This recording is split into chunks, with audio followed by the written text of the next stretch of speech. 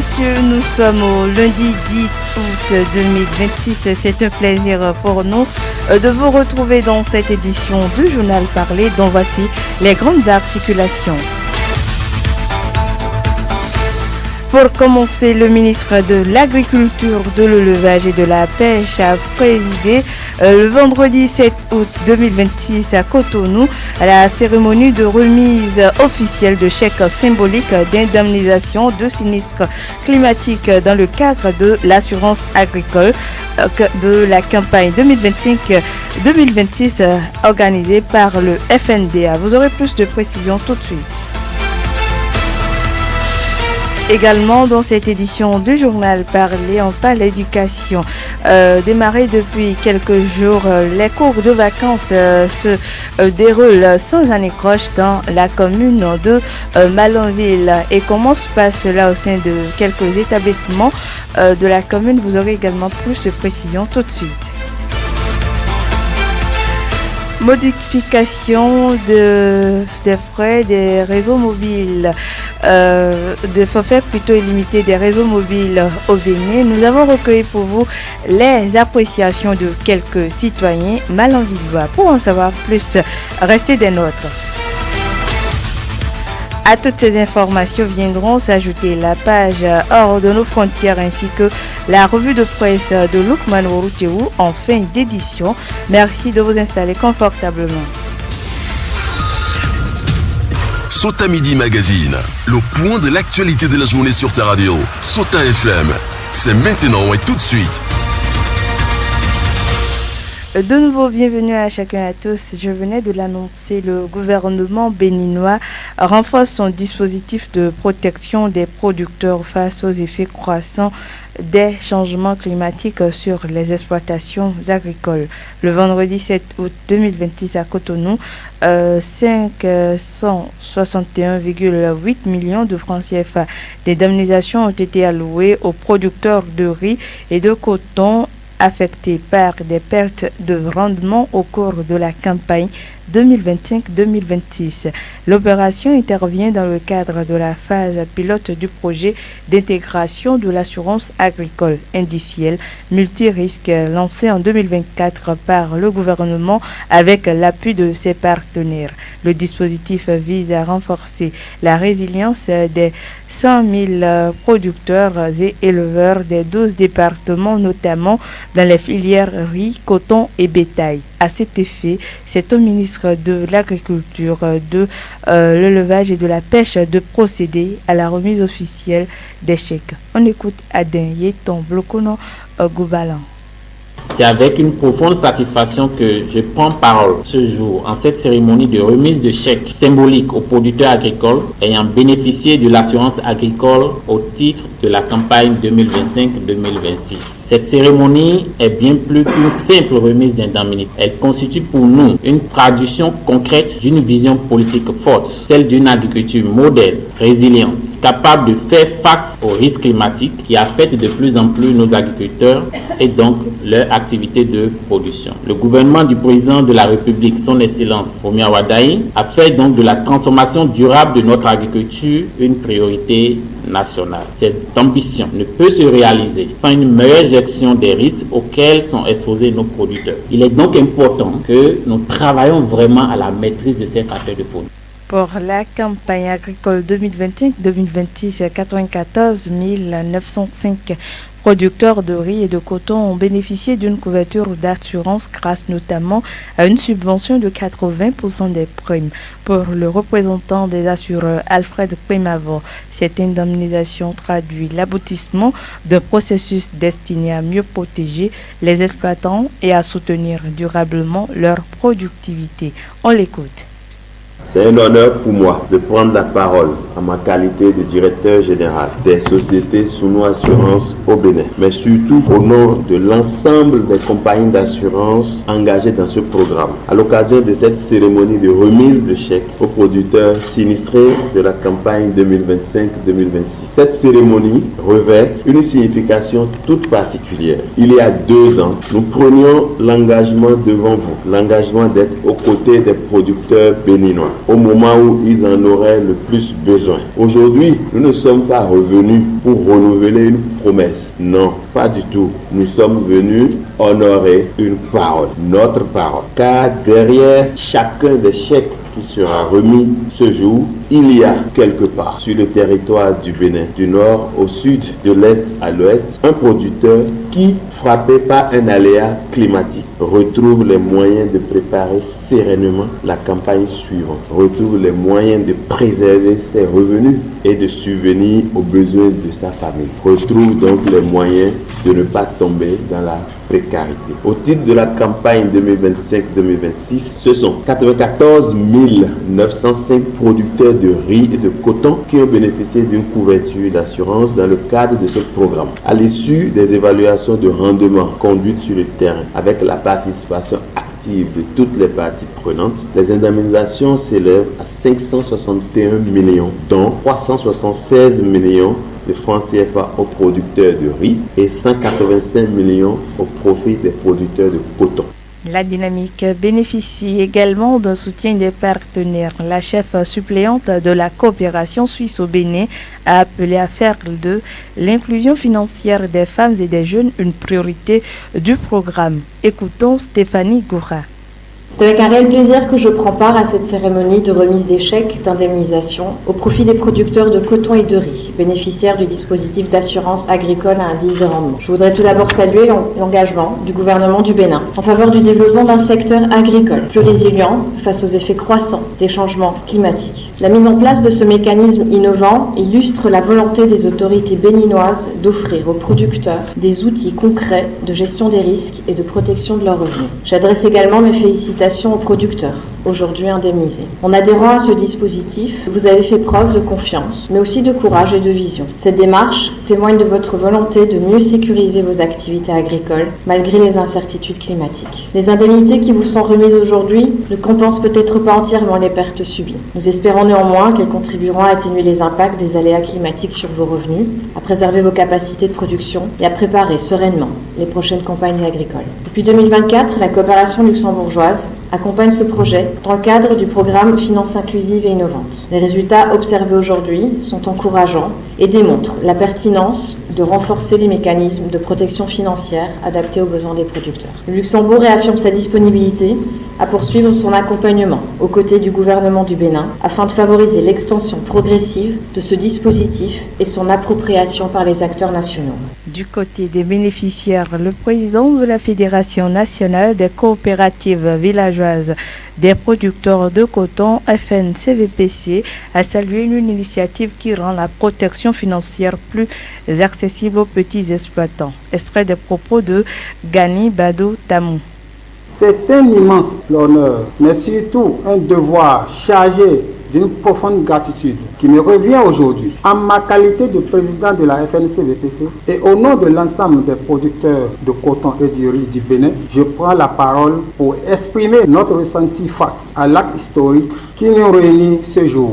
La campagne agricole 2025-2026 restera gravée dans nos mémoires. Elle a été le théâtre des rudes épreuves climatiques qui ont durement approuvé nos poches, nos espoirs et nos champs. Mais elle marque aussi l'année où l'État béninois a encouragé, pris le parti de sécuriser notre sieur à travers la phase pilote de l'assurance agricole à indice de rendement. Comment ne pas saluer avec la dernière énergie la vision hautement sociale et économique du gouvernement de la République du Bénin. En décidant de subventionner la prime de cette assurance à hauteur de 80%, le chef de l'État et son gouvernement ont rendu la protection financière accessible à ceux qui ont le plus besoin, les petits exploitants ruraux. Les chèques symboliques que nous recevons ne sont pas une simple aide, ils sont le bouclier qui nous évite la faillite. Je lance un appel vibrant et solennel à tous les producteurs de coton de riz et de toutes les autres filières sur l'ensemble du territoire national. La phase pilote a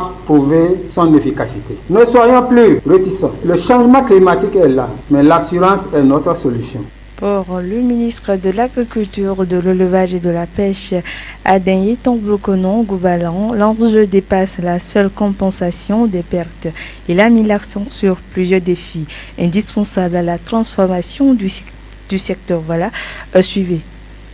Notre agriculture ne peut pas demeurer aussi longtemps pluviale. Nous devons aller à la maîtrise totale de l'eau, que ce soit pour les cultures vivrières, que ce soit pour les cultures industrielles ou pour les cultures à cycle très court. C'est très important. L'autre chose, c'est le foncier pour les jeunes et les femmes. Nous savons que ça, c'est un défi énorme. Aujourd'hui, on forme beaucoup de jeunes qui quittent nos universités, qui quittent nos lycées agricoles, ou des jeunes entrepreneurs qui veulent s'investir dans l'agriculture. Et on dit, bon, on va faire l'agriculture, on va faire la terre. Ou bien même des fois, on demande à nos taxis, nos amis diamants d'aller faire l'agriculture. Mais on fait l'agriculture sur le sol, le foncier. C'est pas sécurisé. Je nous invite, et c'est même ça le mot d'ordre au niveau désormais de notre département ministériel, travailler à faciliter et à rendre l'eau disponible, travailler à rendre le foncier disponible pour les jeunes et les femmes, les agriculteurs, sécuriser le foncier, travailler à obtenir pour nos agriculteurs des intrants haut performants, bonne qualité et à prix abordable, c'est très important, travailler à mettre à leur disposition le capital. Et justement pour ça, le président de la République a initié l'initiative protection sociale. Il a annoncé ça au cours donc des campagnes électorales et ça devient de plus en plus une réalité. Et je pense qu'avec cette initiative, désormais, on aura beaucoup de producteurs qui vont bénéficier de l'assurance, que ce soit l'assurance indicielle, paramétrique, que ce soit bel et bien l'assurance maladie. Aujourd'hui, nous sommes dans une phase pilote et bien entendu, après donc avoir testé le modèle, on pourra mettre ceci à l'échelle. Mesdames et messieurs, nous passons à autre information. Quelques jours après le démarrage des cours de vacances organisés par les acteurs de l'éducation sur place ici à Ballonville, la rédaction de la radio a choisi de faire une descente au niveau de quelques établissements scolaires pour constater de visu l'effectivité de ces cours de vacances. Au niveau plutôt du collège d'enseignement général de Ballonville, le constat est réel. Les cours se déroulent normalement selon le coordonnateur à l'organisation de ces cours de vacances. Écoutons Amidou Bossou.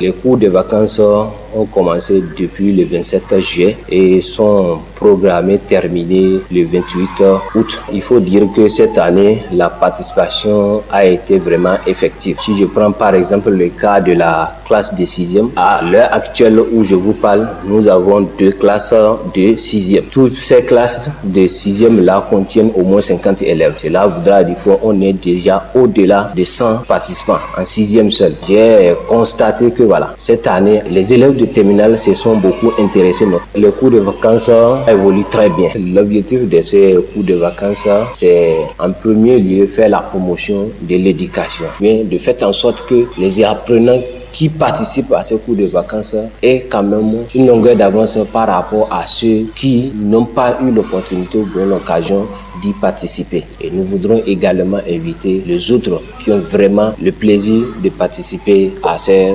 organisations-là pour que nous puissions encourager nos jeunes frères pour qu'ils accordent de crédibilité, de l'importance à l'éducation. Et en tant qu'enseignants, nous ne pourrons pas réussir notre mission sans la contribution effective des parents. Donc nous voudrons inviter les parents à veiller sur les enfants.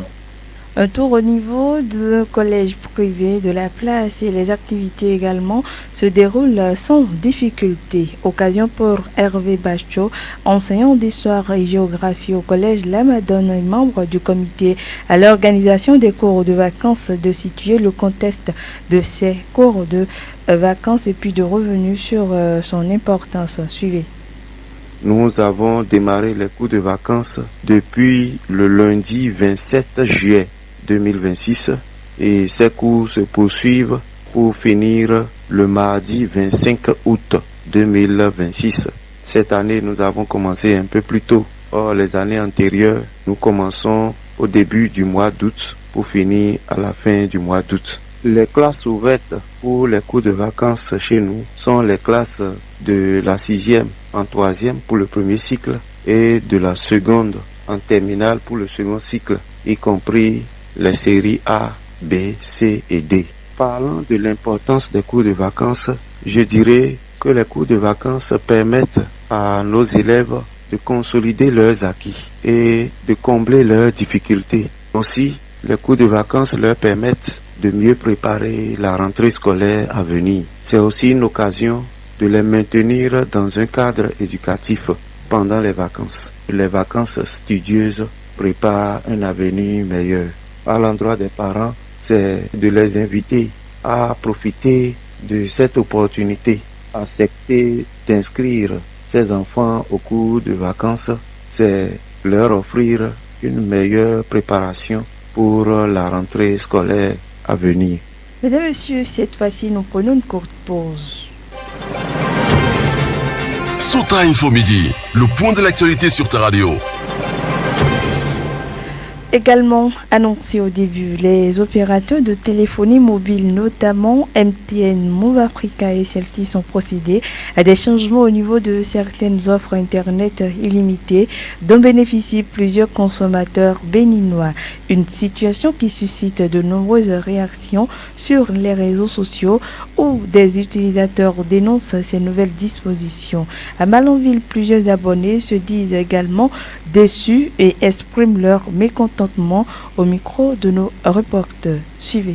Vraiment, ces nouveaux tarifs-là nous ont vraiment marqué négativement, je dirais. Parce que nous ne s'attendaient pas à cette hausse-là. Parce que du coup, les réseaux GSM, ils nous donnent des bonus, des avantages, ce qui nous arrange du coup. Quelques temps après, ils se lèvent un bon matin, ils changent encore les tarifs. Cette mauvaise habitude-là n'arrange pas la population. Parce qu'en toute chose, nous sommes des consommateurs, nous sommes des clients. Même s'ils veulent prendre ce genre de décisions ou bien mener, réduire et ces tarifs, ils devaient d'avance informer le peuple béninois pour dire à partir de telle date et nos tarifs connaîtront de hausse ou bien de baisse. Premièrement, d'abord, ce que moi je n'ai pas apprécié, c'est que ils n'ont averti personne. Ils se sont levés simplement un matin, ils ont changé le cours des choses. Ça ne se passe pas comme ça. Normalement, dans un pays qui se respecte, on devrait quand même nous prévenir qu'il y aura tel changement et là, peut-être, on allait quand même s'apprêter. Ils se sont levés un beau matin, ils ont changé des trucs comme ça. Par exemple, les forfaits Internet de 500 francs qui étaient de 3 jours sont revenus à 24. Alors,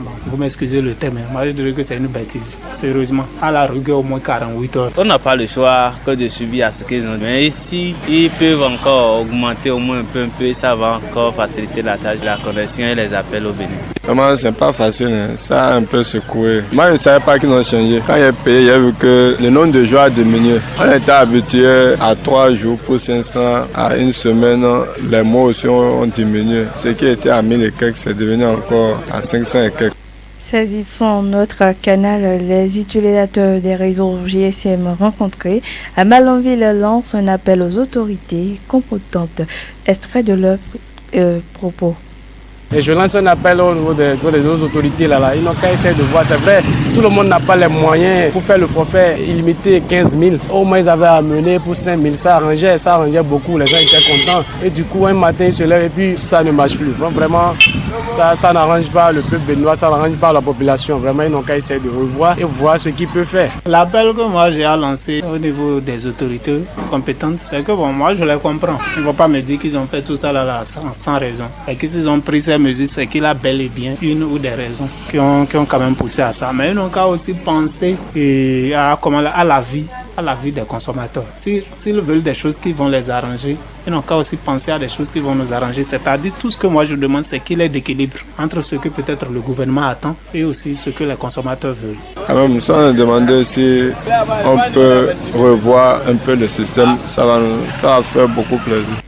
Et face à ces réactions, l'autorité de régulation des communications électroniques et de la poste, la ARCEP Bénin, est sortie de son silence dans une mise au point officielle signée par son secrétaire exécutif. Le régulateur béninois a apporté des éclaircissements majeurs sur la conformité des nouveaux catalogue et la réalité commerciale de la notion d'illimité et l'ajustement des forfaits. La mise en application des nouveaux catalogues d'offres de services par les opérateurs de téléphonie mobile ne relève pas d'une initiative unilatérale. Écoutons Hervé Kedegbe. Effectivement, de nouvelles offres des opérateurs sont mises sur le marché depuis le mardi et je peux vous confirmer que ces offres ont bien reçu l'approbation de l'autorité de régulation conformément à la réglementation en vigueur. Nous remarquons ce que les opérateurs ont soumis. Je voudrais rappeler d'abord que toute offre du service de communication électronique avant sa commercialisation est soumise à l'autorité de régulation pour approbation. Et l'approbation de l'autorité de régulation est donnée sur la base des tests législatifs et réglementaires en vigueur. C'est-à-dire qu'il y a un cahier de charges qui lie l'État béninois à ses opérateurs, qui leur donne des obligations mais qui leur donne également des droits, parmi lesquels la fourniture des services conformément aux règles.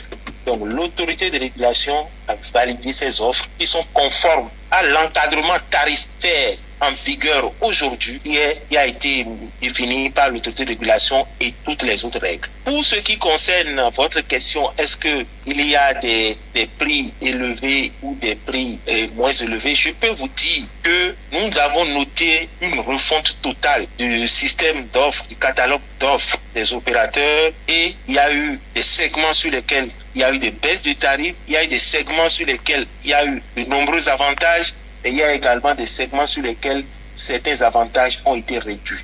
Mesdames et messieurs, cette fois-ci, nous passons à l'information, aux actualités hors de nos frontières. Et c'est avec Zulkifilou Lona.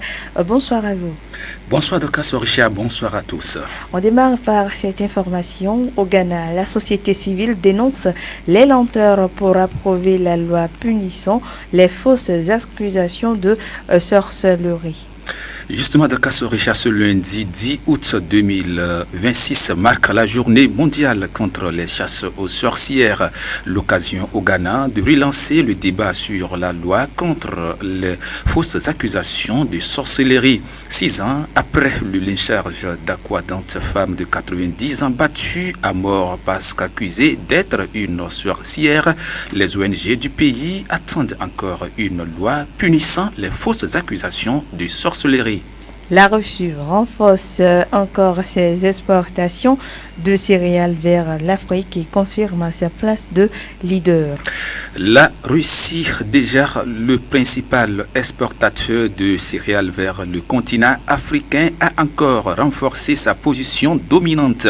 Selon les dernières données publiées par AgroExport, l'agence fédérale russe en charge des exportations agricoles, les volumes d'exportation de céréales vers les pays d'Afrique ont augmenté de 40% en cette première moitié de l'année 2026 comparé à la même période l'an dernier. Au Yémen, la reprise des affrontements fait craindre la pire crise depuis la trêve de 2022. Les rebelles houthis soutenus par l'Iran ont revendiqué les frappes dimanche 9 août 2026 en Arabie Saoudite contre une raffinerie du géant pétrolier Aramco, puis au Yémen contre le port de Mocha contrôlé par les forces gouvernementales internationalement reconnues et soutenues par Riyad.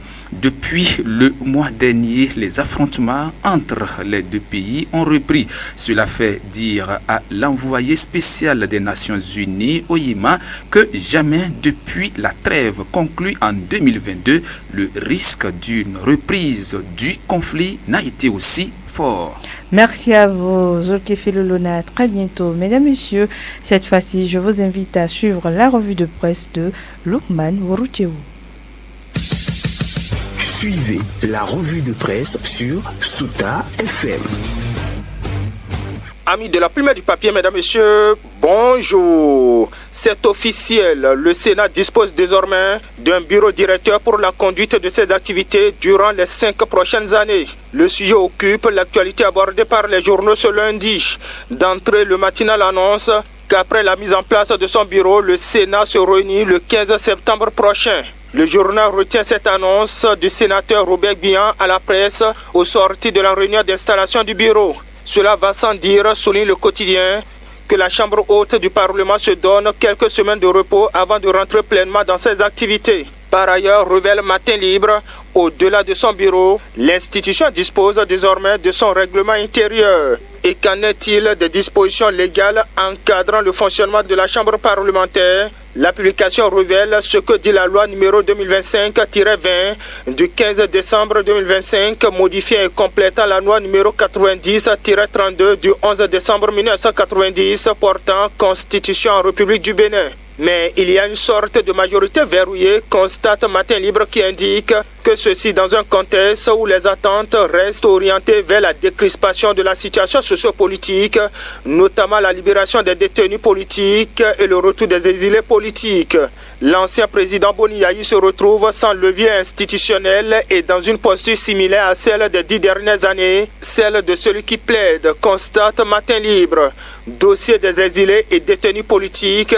Après l'installation du Sénat, quel avenir pour le plaidoyer de Boni Yayi, s'interroge également Dynamise Info, pour lequel, sans juger les intentions des autorités, la dynamique actuelle peut donner l'impression que les attentes portées par Boni Yayi sur ces dossiers s'éloignent progressivement. En tout cas, enchaîne le canard, mais dans un autre article, l'élection de Patrice Talon à la présidence du Sénat est un choix consensuel pour renforcer l'efficacité de l'action publique. Mais y a-t-il eu vraiment attenance, s'interroge Jean-Baptiste Elias, repris par le Patriote, qui estime que cette question va au-delà du cadre politique et touche à l'un des principes fondamentaux de la démocratie, l'alternance au sommet de l'État. Pour Jean-Baptiste Elias, l'élection du nouveau président de la République aurait pu consacrer à une véritable rupture avec l'ancienne équipe. Or, constate-t-il, plusieurs figures de l'ancien pouvoir ont retrouvé des positions de premier plan au sein de la nouvelle institution. Alors parti pour mieux rester, suppute mon confrère qui se demande si on peut considérer que l'ancien chef de l'État, Patrice Talon, s'est réellement retiré du pouvoir lorsqu'il demeure à la tête de l'institution appelée à jouer un rôle important dans la régulation de la vie politique et dans le processus législatif. Sans commentaire dans le reste, de B1, le Bénin passe à BA3 avec perspective stable, rapporte le matinal. En d'autres termes, explique la boussole, l'agence internationale de notation financière Moody's a relevé la note souveraine à long terme du Bénin de B1 à BA3 avec une perspective désormais stable. C'est un bond spectaculaire de la note du Bénin en matière de performance économique, salué par Moody's, jubile en gros titre le Soleil Bénin Info, mais également Diakwata. Et d'une nouvelle à une autre, bonne nouvelle pour les producteurs agricoles. Diakwata informe, tout comme le matinal, que le Bénin débloque 561,8 millions de francs CFA pour les producteurs. C'est pour une assurance agricole, précise l'économiste. Les autres détails à lire dans les colonnes du journal. Quant à nous, mesdames et messieurs, ainsi va l'essentiel de l'actualité, tel que traité par les publications ce lundi. Fin de cette revue. Merci de m'avoir suivi. À demain. C'était la revue de presse sur Souta FM.